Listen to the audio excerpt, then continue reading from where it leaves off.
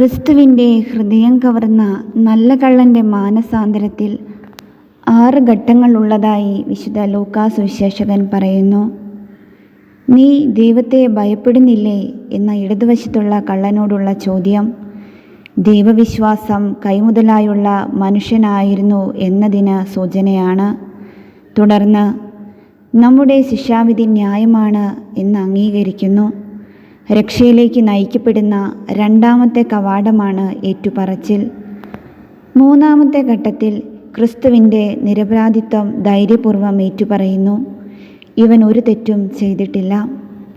നാലാമതായി നല്ല കള്ളൻ യേശുവേ എന്ന തിരുനാമം വിളിച്ചപേക്ഷിക്കുന്നു. തുടർന്ന് ക്രിസ്തുവിൻ്റെ രാജ്യത്വം ഏറ്റുപറയുന്നു. അങ്ങയുടെ രാജ്യത്ത് വരുമ്പോൾ എന്ന് പറയുന്നതിലൂടെ കുരിശിൽ നിസ്സഹായനായി തൂങ്ങിക്കിടക്കുന്ന ക്രിസ്തു സ്വർഗീയ രാജാവാണെന്ന് പ്രഖ്യാപിക്കുന്നു.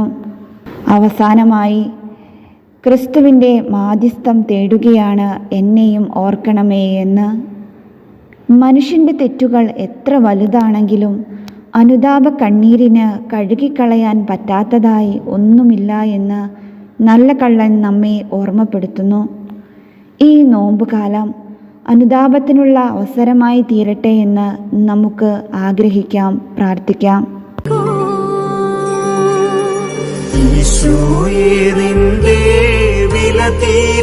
രക്തം എൻ പാപം പോക്കുമല്ലോ,